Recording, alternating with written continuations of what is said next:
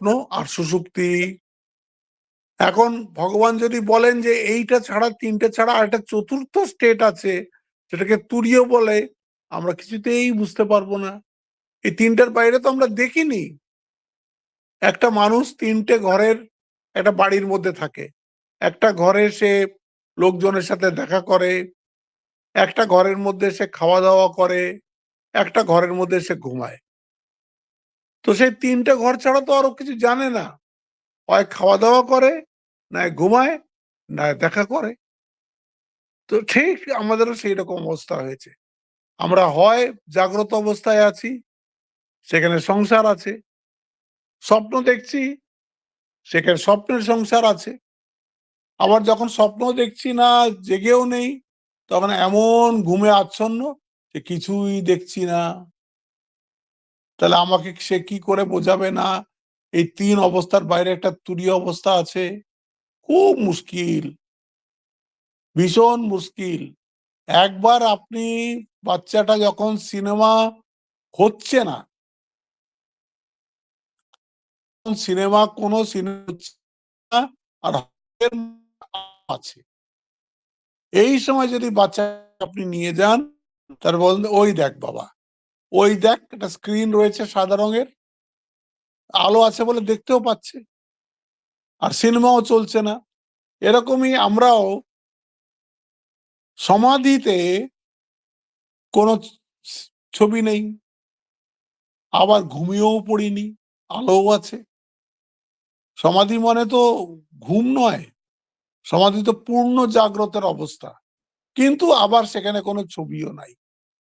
এরকম অবস্থায় যখন সে পর্দাটাকে দেখবে, তখন হাজার ছবি চলুক, তার মধ্যেও সে বুঝবে ছবি ওপরে চলছে কিন্তু পেছনে পর্দা আছে। যেরকম যার একবার সমাধি হয়েছে, সে যতই জগতের মধ্যে থাকুক, সে বুঝবে সবটাই মিথ্যা। হ্যাঁ, ওই যে স্বপ্নে যে আমি যে ওই দেখেছি, কি বলে, নিজেকে যে দেখেছি, আত্মাকে যে আমি দর্শন করেছি, ওইটাই সত্য। ঠিক এটার সঙ্গে ওটা মেলাতে হবে, পর্দার সঙ্গে আপনার সমাধিকে মেলাতে হবে, তখন আপনি বুঝতে পারবেন। এই জন্যে এতবারে এতভাবে এই 12 থেকে নিয়ে 25 অব্দি আত্মতত্ত্ব বললেন। নত্বে বাহম জাতু নাসম নত্বম নেমে জনাধিপা, এখান থেকে নিয়ে অব্যক্ত ইয়ম চিন্ত ইয়ম অভিকারী ইয়ম উচ্চতে, এই অবধি একদম আত্মার কথা বললেন। এবার 26 থেকে নিয়ে 26, 27, 28, 29, 30, তার মধ্যে 26 নম্বরে উনি বললেন অভ্যুপগমকবাদ। মানে তুমি মেনে নাও যে আছে, তুমি যদি এই মানছো যে আত্মা নিত্য জন্ম হয়, নিত্য মরে, তাহলেও তোমার দুঃখ পাওয়া উচিত নয়। আত্মাকে যদি তুমি অবিনাশী না মনে করে বিনাশী মনে করো, তাহলেও তোমার দুঃখ করার উচিত নয়। শরীরের মতন যদি আত্মাও মরে, আত্মাও জন্ম নেয়, তা দুঃখটা কিসের জন্য করছো? হ্যাঁ, তারপরে 27, 28, 29, 30, তার মধ্যে আমরা 27 আর করেছিলাম, যেখানে বলেছিলাম চয়েসলেস সিচুয়েশন তসমাদ অপরিহার্যার্থে নাত্বম শোচিতুম অর্হসি। চয়েসলেস সিচুয়েশন যখন আসে আমাদের এই পথে চলতে, সংসার পথে চলতে, তখন যেটা আমার কিচ্ছু করার নেই। হ্যাঁ, এই যে কালকে আমাকে একজন ফোন করলো কানাডার থেকে ফোন করে বলছে এই ইউএস অ্যাডমিনিস্ট্রেশন আমাদের উপরে, কানাডার উপরে ট্যারিফ বাড়িয়ে দিয়েছে। আগে কোনো জিনিস ওখান থেকে ইম্পোর্ট হতো, তাতেও কোনো পয়সা লাগতো না, এখান থেকে এক্সপোর্ট হতো তো কোনো পয়সা লাগতো না। বলে এই যে 25 টাকা, 100 টাকার জিনিসে 25 টাকার ট্যারিফ লাগিয়ে দিয়েছে, তাতে আমাদের এখন পকেট খুব টাইট হয়ে গেছে। এখন আমাদের প্রত্যেক ব্যাপারে এরকম ট্যাক্স দিতে হবে। তাই আমি বললাম তুমি যতই কান্নাকাটি করো, এটা একটা চয়েসলেস সিচুয়েশন, এ তোমাকে মেনে নিতেই হবে। কমন লোক এইসব ব্যাপারে কিচ্ছু করতে পারে না। তুমি কি করবে? গভর্নমেন্ট ডিসিশন, তাও তোমার গভর্নমেন্টে না, ইউএস গভর্নমেন্টের ডিসিশন, তোমাকে এখন ট্যাক্স ফ্যাক্স দিতে হবে। এরকমই জীবনে আমাদের অনেক সিচুয়েশন আসবে, সেটাকে বলে choiceless situation. You have to accept it. You have to accept it without grumbling, হ্যাঁ, without crying. You have to just accept it. You have to surrender to it. আমাদের জীবনে এই যে কোনো একটা প্রিয় মানুষ মারা গেল, হ্যাঁ, খুব দুঃখ হয় জানি, কিন্তু মেনে নিতে পারি না। ভগবান বলছেন যে এই মেনে নেওয়াটাও শিখতে হবে। এটা একটা শিক্ষার একটা বড় দিক, এই মেনে নেওয়াটা। তসমাদ অপরিহার্যার্থে না ত্বম শোচিতুমর্হসি। এটা অপরিহার্য। ইট ক্যানট বি চেঞ্জড। এই জন্যে মেনে নাও। এটা নিয়ে তুমি যতই ঝগড়া করো, কান্নাকাটি করো, ওটা বদলাবে না। কাল এক ভদ্রমহিলা আমাকে ফোন করেছে, তার ৪৫-৪৬ বছরের একটা মেয়ে ছিল। সে তার দুটো কিডনি নষ্ট হয়ে গেছিল। তো ভদ্রমহিলা তাকে নিজের একটা কিডনি দিয়েছিল। তো সেটা নিয়েও ১০-১২ বছর বেঁচে ছিল। এই রিসেন্টলি প্রচুর খরচা করলো ওর উপরে, কিন্তু মেয়েটা আর বাঁচলো না। ওইটা ১০-১১ বছরই নাকি কিডনি ট্রান্সপ্লান্ট করলে ১০-১১ বছরই বাঁচে। আমি এরকম শুনেছি যে অন্য কারোর কিডনি যদি নেয়, সে তো নিজের মায়েরই কিডনি নিয়েছিল, তো ১০-১২ বছরের বেশি বাঁচে না। তো মাটা খুব হাউ হাউ করে কাঁদছে। হ্যাঁ, বলছে এর জায়গায় আমি মরে যেতাম, ঠাকুরকে তো কত বললাম যে আমাকে তুমি তুলে নাও, ও ওকে বাঁচিয়ে রাখো। আমি বললাম তুমি মরলে মেয়েটা কাঁদতো, মেয়েটা মরেছে তো তুমি কাঁদছো, আর তুমি মরলে মেয়েটা কাঁদতো, একজনকে তো কাঁদতেই হতো। ও খুব আলাম, যেটা হয়ে গেছে ওটাকে অ্যাকসেপ্ট করতে তোমার হবেই। এই যে আমরা অ্যাকসেপ্ট করি না বলে কত দুঃখ পাই। আর সে মেয়েটা অনেকদিন আগে মারা গেছে, মানে ৪-৫ মাস আগে মারা গেছে। আমি তো কালকে জানতে পেরেছি। ৪-৫ মাস ধরে ওই ভদ্রমহিলা একদম মুষড়ে পড়ে আছে। আর ওই এক কথা, আমাকে ঠাকুর নিল না, মেয়েটাকে নিয়ে নিল। আমাকে ঠাকুর নিল না। বললাম ও তো বেঁচেছে তো অনেকদিন। ওর তো ওর তো ৩০ বছর বয়সেই তো মারা যাওয়ার কথা ছিল। আপনি তো একটা কিডনি দিলেন। তাই নিয়ে তো ১০-১৫ বছর বাঁচলো। ওর যে দুটো বাচ্চা আছে এখন তো বড় হয়ে গেছে। এখন কষ্টটা কোথায়? তখন না হয় ওর বাচ্চা দুটো ছোট ছিল।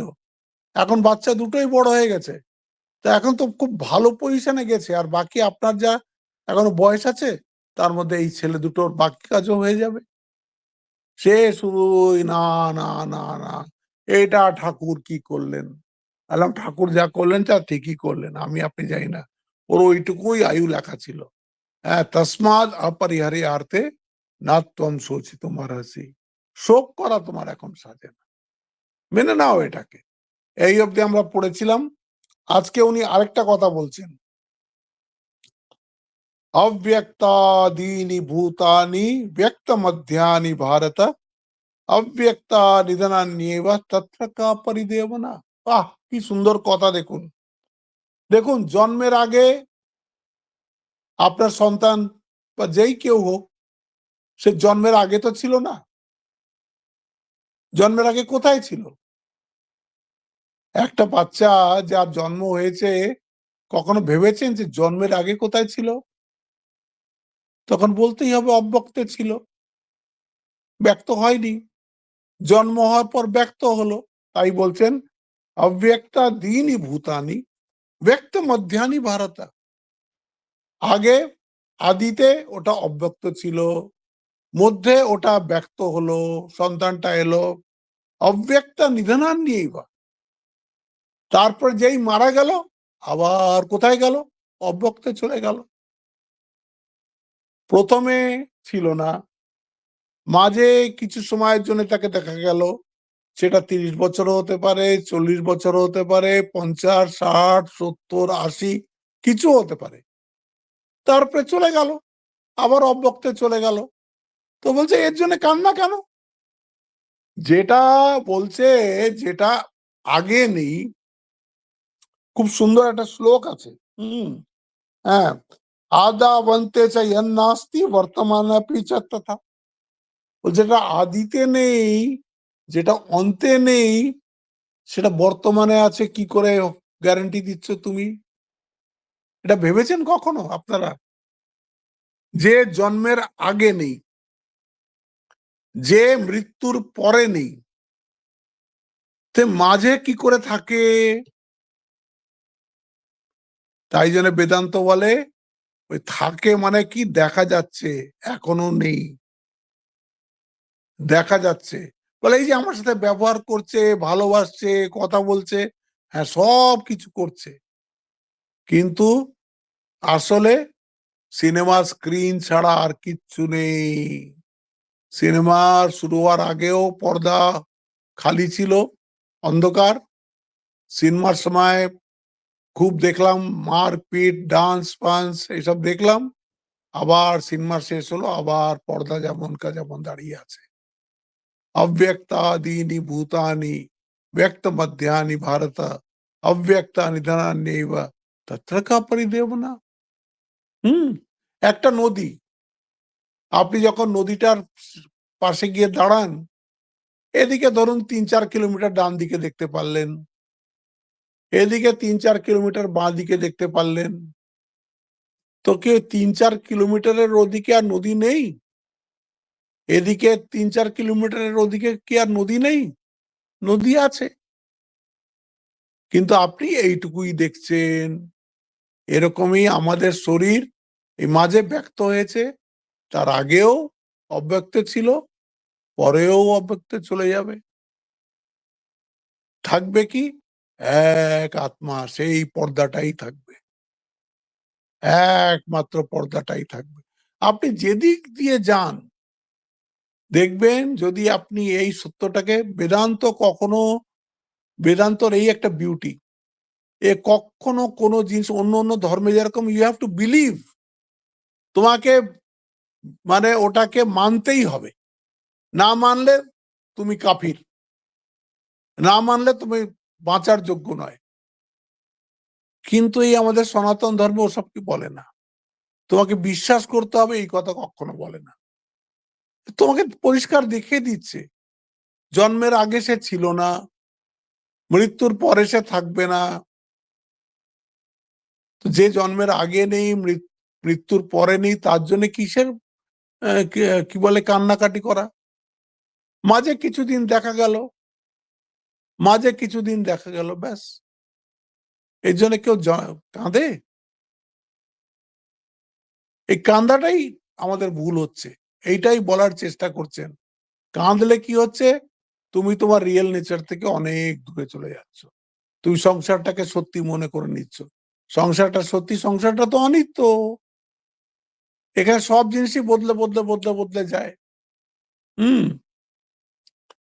সব জিনিসই বদলে যায়। কোন জিনিস এখানে স্থায়ীভাবে থাকে না। সেই একটা লোক, সে নিজের বন্ধু-বান্ধব নিয়ে বহু বছর আগে সে বাড়ি ছেড়ে দিয়েছে। বহু বছর আগে বাড়ি ছেড়ে দিয়েছে নিজের। বড় বাড়ি সে ছেড়ে দিয়েছে। আর পুরো ওই বন্ধুদেরকে বলছে, "দেখো আমাদের বাড়ি, কি বাড়ি! আমাদের ওখান থেকেই জন্মাষ্টমীর প্রসেশনটা শুরু হতো। পুরো শহরটা ওইখানেই আসতো।" এরকম করে নানান কথা বলছে। বাড়ির সামনে বাড়ির সামনে গিয়ে দেখছে জরাজীর্ণ বাড়ি, ভগ্নস্তূপ প্রায় হয়ে গেছে। তার মধ্যে তার ২ দাদা থাকে। ২ দাদা তো তারাও খুশি নয় একে দেখে। তো এই ভাইটা বলছে যে, "আপনারা এই বাড়িটাকেও ঠিক করে রাখতে পারলেন না? এত সুন্দর বাড়িটা?" একজনের বউ এসে বলল, "এর প্লাম্বিং এর কাজ করতে ৫ লক্ষ লাগবে, ইলেকট্রিকের কাজ করতে ১০ লক্ষ লাগবে, এইটা করতে। তুই টাকা দে। তুই তো খুব বড়লোক হয়েছিস। তুই টাকা দে আমরা করে নিচ্ছি।" হ্যাঁ? আবার সাথে ৪ টে বন্ধুও নিয়ে এসছেন, এখন ওদের খাওয়াতেও হবে। এইসব কথা শুনে ছোট ভাইটা এত শক খেয়ে গেল,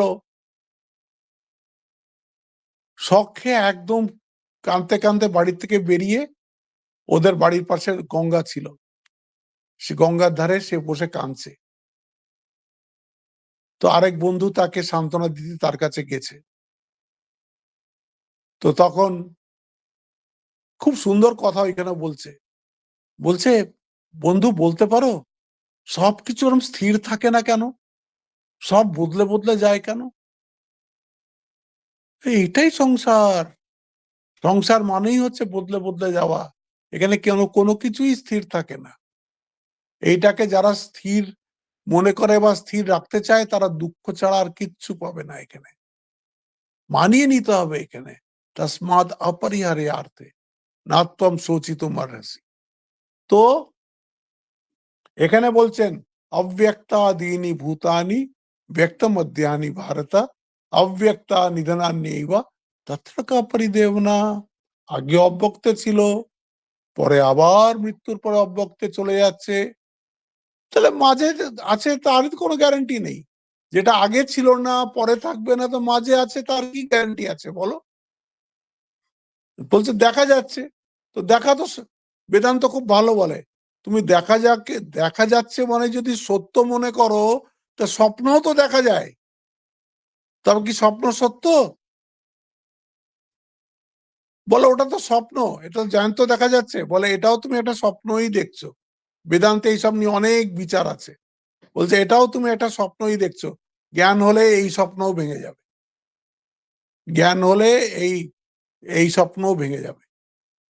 যেটাকে তুমি সত্য বলে মনে করছো, যদি একবার জ্ঞান হয় তখন এটাও তখন বুঝবে এটাও মিথ্যা। এখন যেরকম তুমি স্বপ্নকে মিথ্যা বলে জাগ্রতকে স্বপ্ন বলছো, জ্ঞান হলে এই জাগ্রতকেও তুমি মিথ্যা বলবে। অব্যক্তা নিধনা নেই বা তত্রকা পরিদেবনা। এই এত দূর অব্দি এখন ভগবান বোঝাবার চেষ্টা করলেন। এবার বলছেন গ্লোরি অফ দি আত্মান। হ্যাঁ, আত্মার মহিমার সম্বন্ধে এবার উনি বলছেন। এই দুটো শ্লোকে বলে এইখানে উনি আত্মতত্ত্ব শেষ করবেন। 12 থেকে 25 অব্দি তো আত্মতত্ত্ব ছিল। তারপর উনি বোঝানোর চেষ্টা করেছেন আত্মাকে বোঝা কেন কঠিন। হ্যাঁ, এইবার বলছেন এই শ্লোকটা খুব ইম্পর্টেন্ট। আশ্চর্যবৎ পশ্যতি কশ্চিদেনম আশ্চর্যবৎ বদতি তথৈব চান্য আশ্চর্যবচ্চৈনম অন্য শৃণোতি শ্রুত্বাপ্যেনম বেদ ন চৈব কশ্চিৎ। কেউ এটাকে আশ্চর্যময় দেখে, কেউ এটাকে আশ্চর্যময় বলে বর্ণনা করে। হ্যাঁ, কেউ এটাকে আশ্চর্যময় বলে শোনে, আর কেউ কেউ এটাকে শুনেও কিচ্ছু বুঝতে পারে না। এমনই আত্মা, এমনই আত্মা যে তখন আর কিচ্ছু, এই যে আমরা এত আত্মা সম্বন্ধে পড়ছি বলছি, কোথায় মনে কোথাও আত্মার কিছুই ধারণা করতে পারছি না। কেন ধারণা করতে পারছি না সেটা আপনাকে এখন বলি। আত্মা তো একটা শব্দ। তো শব্দ হলে আমরা কি ধরি? যদি তার নাম বা রূপ থাকে তাহলে আমরা বলি ওটা নাউন। আমরা ছোটবেলায় পড়েছি noun is a word that names a person, place, thing, animal or idea. যে একটা নাউন আপনার চোখের সামনে এলো, কানে এলো, আপনি একটা আইডিয়া বানিয়ে ফেললেন। বাঘ বললেন তো বাঘের আইডিয়া বানিয়ে ফেললেন। হ্যাঁ, কোন বই বললে বইয়ের আইডিয়া বানিয়ে ফেললেন, টেবিল বললে টেবিলের আইডিয়া বানিয়ে ফেললেন। নাউন মানেই হচ্ছে কোন জিনিসের নাম, যার একটা রূপ আছে। তারপরে এই নাউন দেখুন কত রকমের হয়। Common noun, proper noun, concrete noun, abstract noun, material noun, collective noun, আরো যারা ইংলিশ গ্রামার টামার পড়ায় কাউন্টেবল নাউন, আনকাউন্টেবল নাউন, নানান রকমের নাউন আছে। আত্মাকে কোথায় ফেলবেন, আত্মাকে কোন শ্রেণীতে আপনি রাখবেন, আত্মার এটার মধ্যে কোনটার মধ্যেই আত্মা আসছে না। এইটা হচ্ছে সবচেয়ে বড় প্রবলেম আত্মার সাথে। আত্মাকে আপনি কনসেপচুয়ালাইজ করতে পারছেন না। আমাদের ভুলটা কোথায় হচ্ছে? আমরা আত্মাকে আমার থেকে আলাদা আরেকটা কিছু বস্তু বলে মনে করছি এবং সেটাকে দেখার চেষ্টা করছি। This is the basic mistake. এটা আমাদের কি, আমরা তো এই অবজেক্টিভ ওয়ার্ল্ডে আছি। তো হ্যাঁ, তো সব অবজেক্টের সাথে আমার পরিচয় আছে। চোখ দিয়েও আমরা অবজেক্ট দেখি, কান দিয়ে আমরা ধ্বনির অবজেক্টকে শুনি, নাক দিয়ে আমরা ঘ্রাণের অবজেক্টকে শুকি। কিন্তু আত্মাকে আপনি কোন ক্যাটাগরিতে রাখবেন? কোনো ক্যাটাগরিতে রাখা যাচ্ছে না। মন দিয়েও সেটা সম্বন্ধে আপনি কিচ্ছু কল্পনা করতে পারছেন না। এটাকে বলা হয় পরোক্ষ জ্ঞান। হুম? বা বলা হয়, ইংলিশে বলে অবজেক্টিফিকেশন ওরিয়েন্টেশন। আরেকটা, আপনি ভগবান সম্বন্ধে শুনছেন। আপনি একটা মনের একটা কোনো ধারণা বানিয়ে নিলেন। ভগবান মানে এই। আত্মা মানে একটা আপনি মনে ধারণা বানিয়ে নিলেন। আসলে তো আত্মা তা নয়। আত্মা তো সমস্ত আপনার যতই ভাবুন তার থেকে অনেক অনেক অনেক অনেক বড়। তারপর সবচেয়ে মজার কথা হচ্ছে, it is not an object, it is always the subject. এই জন্যে আত্মাকে দেখাই বা আত্মাকে জানা, বলতে মুখে ওরম বলতে হয়, হ্যাঁ, কিন্তু আত্মাকে দেখাও যাবে না, কিছুই করা যাবে না, সমস্ত ইন্দ্রিয়ে গ্রাহ্য নয় সে। আত্মা ইজ অলওয়েজ দি সাবজেক্ট। যেরকম আপনাকে বলেছিলাম যে ছবি যখন আপনি দেখছেন তাহলে আপনাকে মনে করেই নিতে হবে যে একটা ক্যামেরাম্যান পেছনে আছে।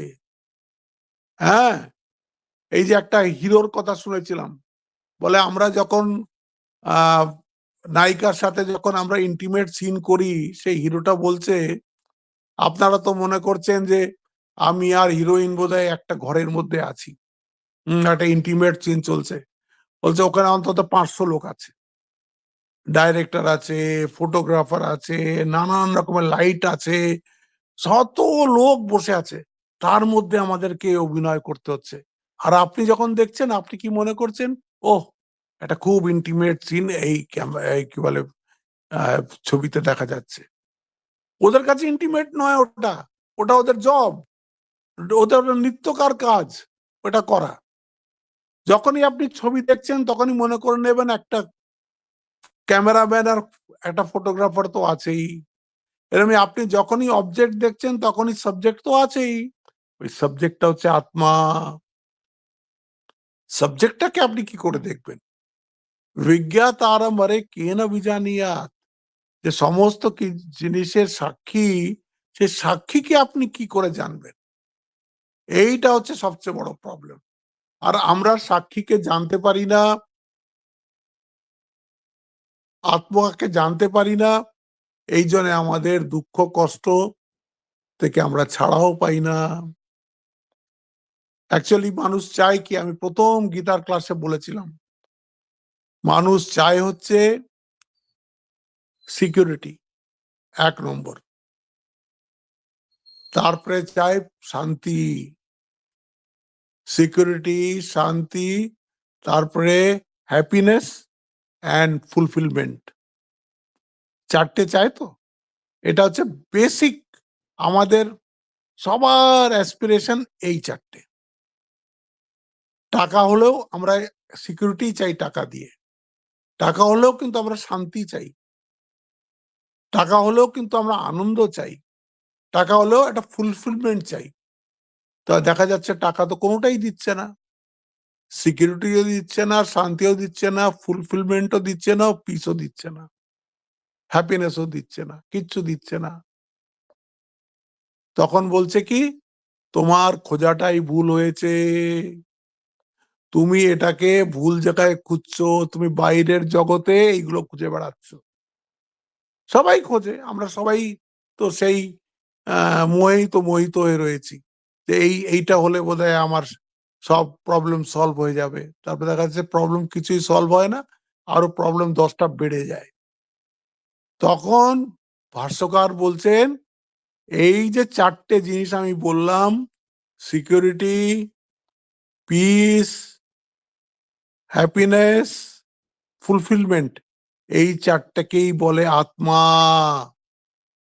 এই 4টেকেই বলে ব্রহ্ম। ব্রহ্মকে পাওয়া মানে জীবনে এইটা আপনার এসে যাওয়া। আপনি যদি কোনো মানুষকে জিজ্ঞেস করেন, তুমি কি আত্মাকে খুঁজছো কি ভগবানকে খুঁজছো, বলে না না, ভগবান টগবানকে আমি খুঁজছি না, আমি আত্মাকে খুঁজছি না। অ্যাকচুয়ালি ও কিন্তু খুঁজছে। সিকিউরিটি তো খুঁজছে, শান্তি তো খুঁজছে, আনন্দ তো খুঁজছে, ফুলফিলমেন্ট তো খুঁজছে, তো ভগবানকেই তো খুঁজছে ওরা মনে করে ভগবান মানে হচ্ছে চতুর্ভুজ, শঙ্খ চক্র গদা পদ্ম, তা নয়। আত্মা মানে হচ্ছে ইন বেদান্তিক পার্লেন্স এই, আপনি যেই আত্মাকে জেনে যাবেন, এই যে আমাদের পরোক্ষ জ্ঞান, এই পরোক্ষ জ্ঞানে আমাদের ওই জন্যে দুঃখ যায় না। যতই আমরা পড়ি না কেন আমাদের দুঃখ যাবে না, কারণ আমাদের আত্মজ্ঞান হয়নি, আমাদের আত্মজ্ঞান হয়নি। হ্যাঁ, আমরা জেনেছি যে এই যে এত পড়ছি, জানছি তো, কিন্তু দুঃখ তো আবার আসলে আবার দুঃখ পাবো কেন? কারণ আমাদের তো এই জ্ঞানটা তো, ওই জ্ঞানটাকে ওরা বলে অপরোক্ষ। ওই জ্ঞানটাকে তিন রকম জ্ঞান আছে। একটা হচ্ছে প্রত্যক্ষ জ্ঞান, যেটা সেন্সারি জ্ঞানকে ওরা বলে প্রত্যক্ষ। হ্যাঁ, চোখ দিয়ে দেখলাম, কান দিয়ে শুনলাম, ওটাকে ওরা বলে প্রত্যক্ষ। একটাকে বলে পরোক্ষ, এই যে শুনলাম ভগবান আছেন, আত্মা আছে, আত্মার সম্বন্ধে নানান ডিসকাশন শুনলাম, এটা জানলাম, এটাকে বলে পরোক্ষ জ্ঞান। এতেও কোনো লাভ হয় না। আত্মা নিত্য শুদ্ধ বুদ্ধ মুক্ত, এটা ভারতের কোন লোক জানে না? সবাই জানে, কিন্তু আমি নিত্য, আমি শুদ্ধ, আমি বুদ্ধ, আমি মুক্ত, এটা কে জানে? কেউ আমরা জানি না। ওই জ্ঞানটাকে বলে অপরোক্ষ। ওটা পরোক্ষও নয়, আবার প্রত্যক্ষও নয়। ওটাকে বলে সাক্ষাৎ অপরোক্ষ। মানে ওটা আপনার সেন্স অর্গানের উপরে ডিপেন্ড করে না, ওটা আপনার বুদ্ধির ওপরেও ডিপেন্ড করে না, ওটা আপনাকে একটা নতুন স্থিতি দেয়, যেখানে আপনার এই কোনো কিছুর প্রয়োজন নেই। আপনার সামনের থেকে হঠাৎ যেন এই মায়ার পর্দাটা সরে গেছে, আর আপনি কি বলছেন, আরে যেটাকে আমি খুঁজছিলাম সেটা তো আমি। এই আশ্চর্যবৎ পশ্যতি কশ্চিদেনম, যেটাও বাইরে বাইরে বাইরে বাইরে খুঁজে বেড়াচ্ছিল, শেষে পেল কোথায়? নিজের মধ্যে।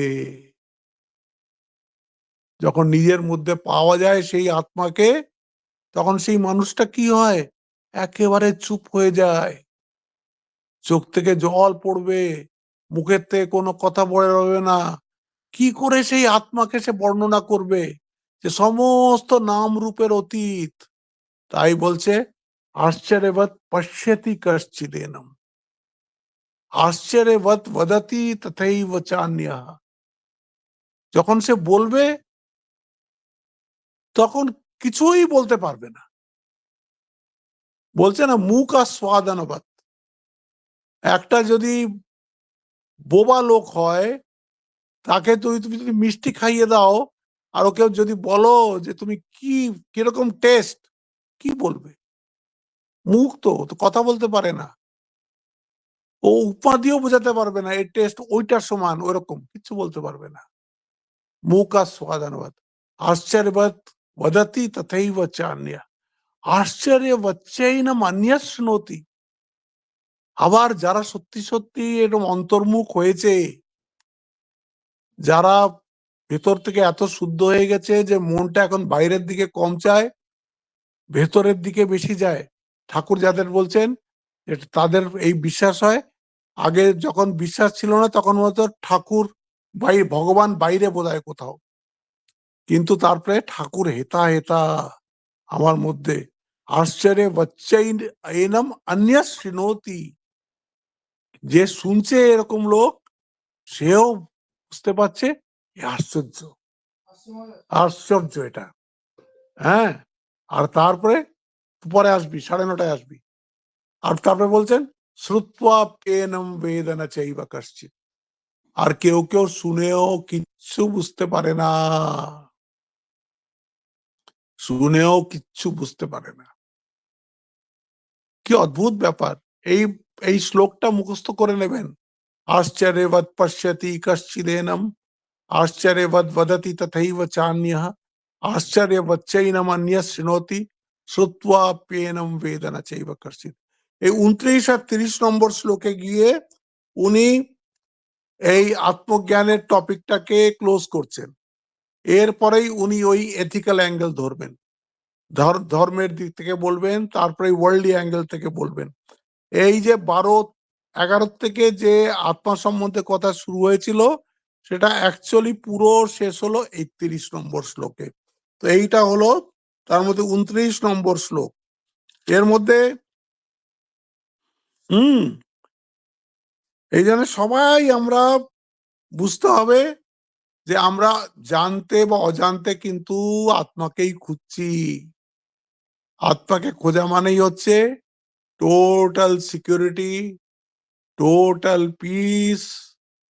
টোটাল সিকিউরিটি কেন বলছে?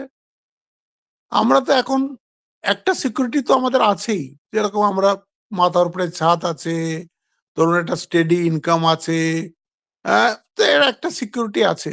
কিন্তু আশঙ্কাও অনেক রকমের আছে। হুম কিন্তু ওই আত্মাকে একবার জানতে পারলে তার কোনো আর ওইসব ভয় নেই।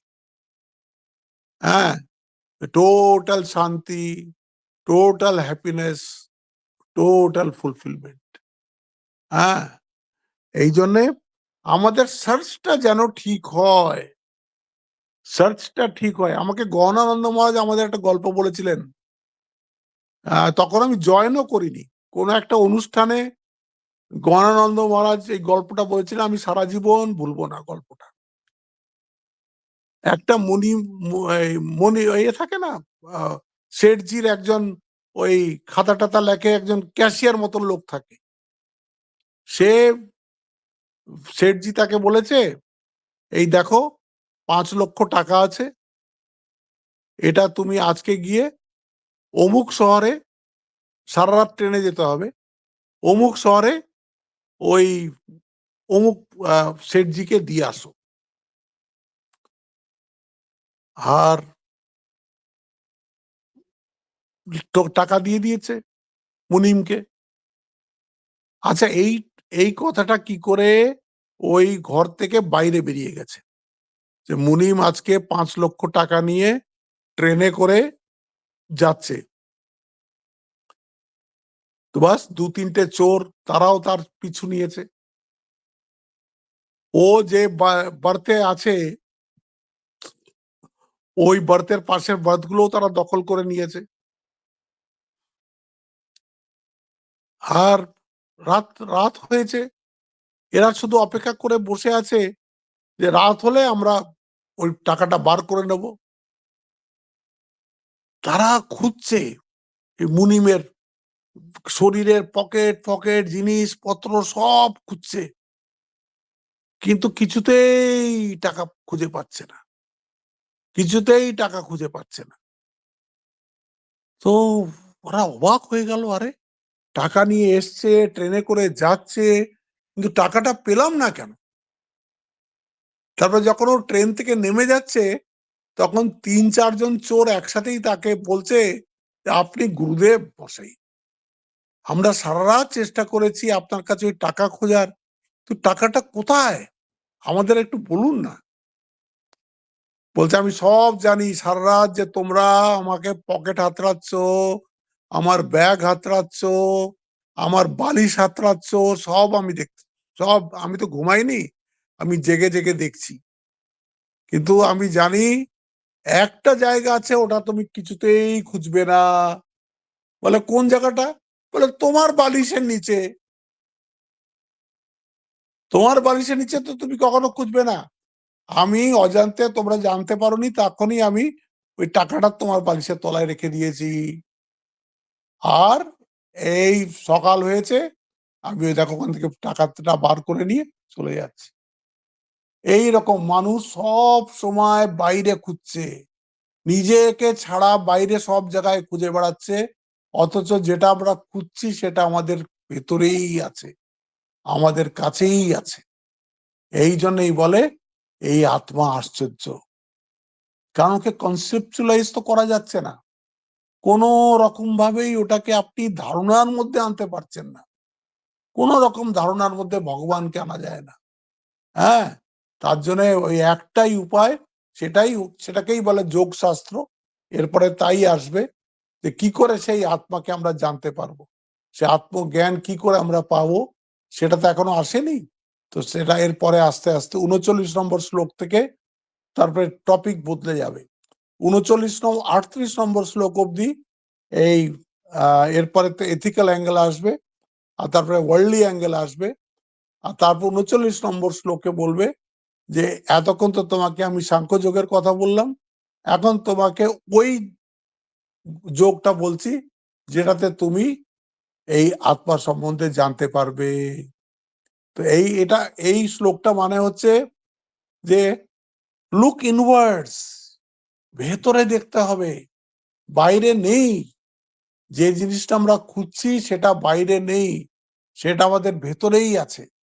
হ্যাঁ, সে আছে একটা শঙ্করাচার্যের খুব ভালো একটা আছে, ওই ভজ গোবিন্দম বলে স্তোত্র আছে, আপনারা যারা পড়েননি পড়বেন, খুব সুন্দর।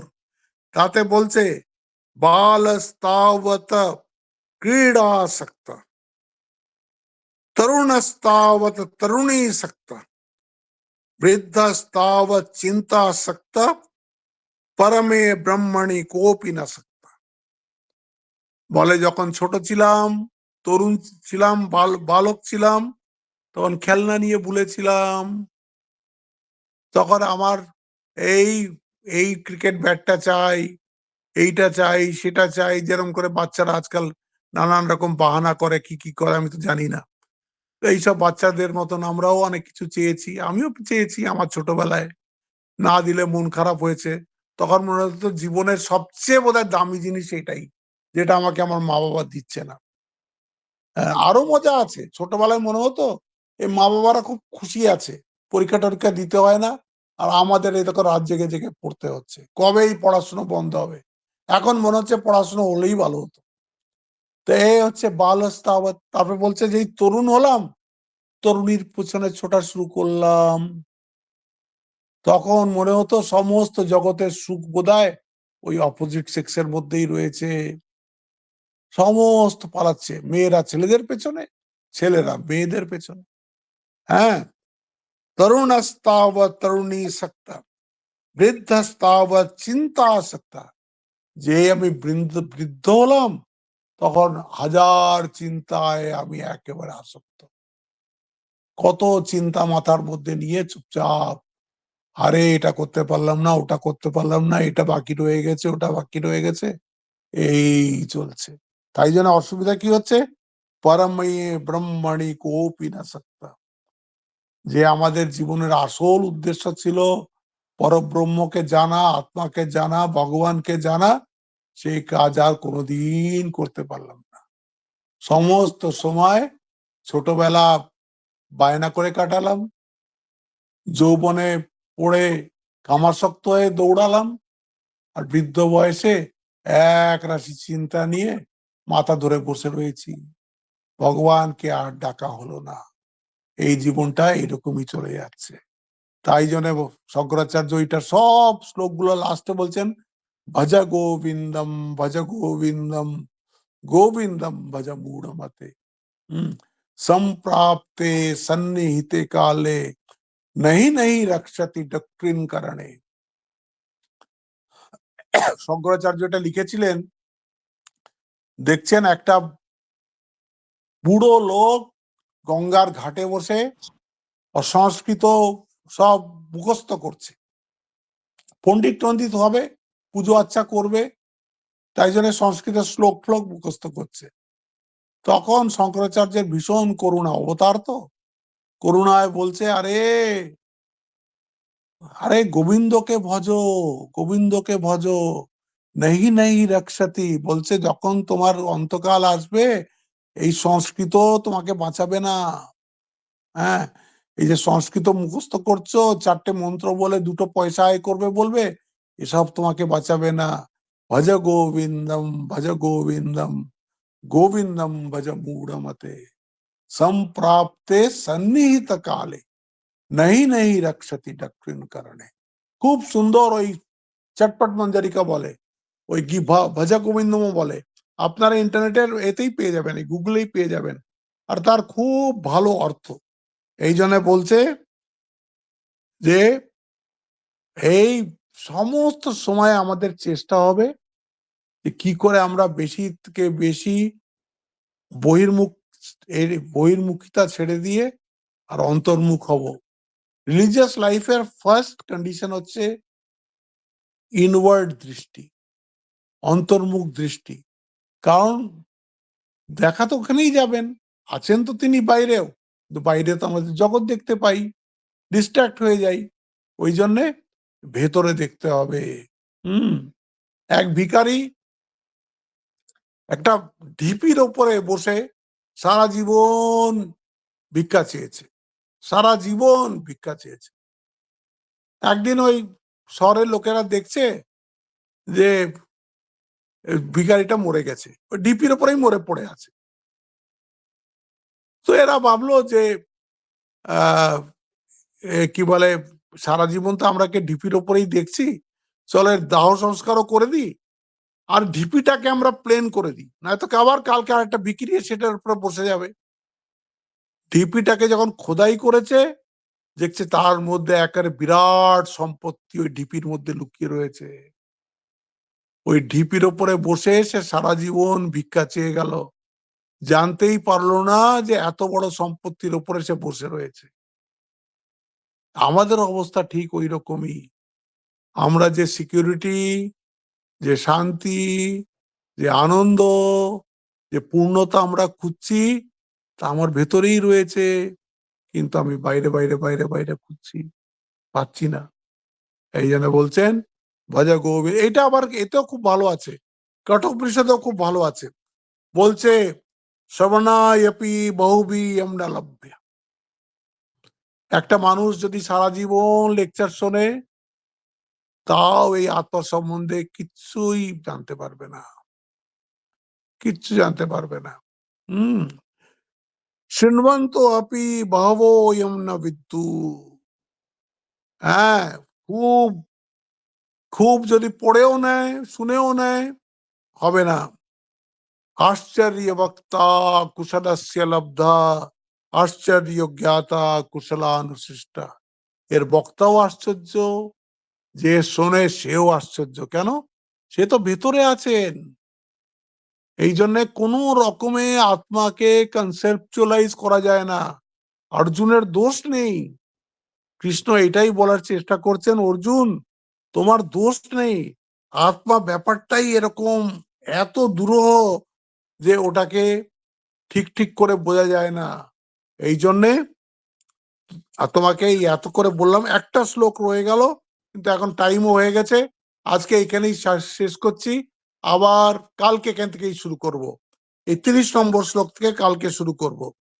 দেহি নিত্যম অবদ্ধয়ম দেহে সর্বস্ব ভারতা। এইটা করেই তারপরে আমরা ওই এথিক্যাল অ্যাঙ্গেলে চলে যাব। ওম শান্তি শান্তি শান্তি। হরি ওম তৎসৎ। রামকৃষ্ণার্পণমস্তু। আপনাদের সবাইকে শুভরাত্রি।